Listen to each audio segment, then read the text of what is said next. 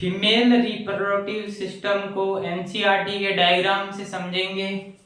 इसमें ओविडक्ट या fallopian tube, uterus, ovary, vagina, cervix, external genitalia सम्मिलित होते हैं।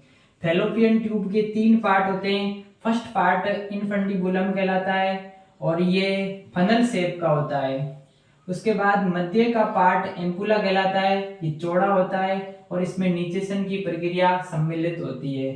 और सबसे लास्ट पार्ट होता है ओविडक्ट का, वो नैरो होता है और इस्थमस कहलाता है।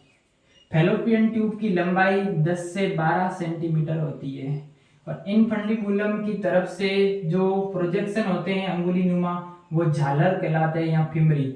और फिमरी का वर्क होता है ओव्यूलेशन के दौरान एग को कलेक्ट करना। यूट्रस को देखेंगे तो ये यूट्रस की वॉल होती है, वो 3 लेयर की होती है।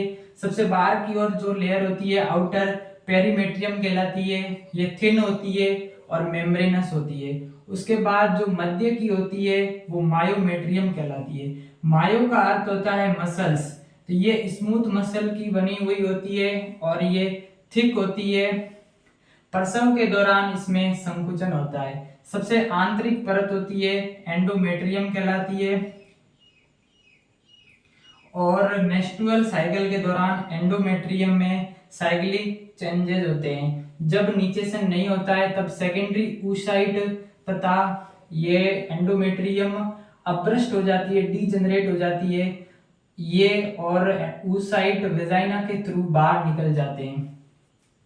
उसके बाद बात करेंगे, ये है सर्विक्स और ये है सर्विकल कैनाल और ये है वेजाइना। सर्विक्स कैनाल और वेजाइना मिलकर ब्रथ कैनाल का निर्माण करते हैं जन्म नाल। और ये है यूटेराइन कैविटी और ये है फंडस। ओवरी होता है वो फैलोपियन ट्यूब और यूट्रस से लिगामेंट के द्वारा जुड़ा हुआ होता है। ओवरी के 2 पार्ट होते हैं, एक तो होता है बाहर की ओर कॉर्टेक्स और अंदर की ओर होता है मेडुला। कॉर्टेक्स प्लस मेडुला मिलकर ही ओवेरियन स्ट्रोमा का निर्माण करते हैं। एनसीईआरटी की सारी चीजें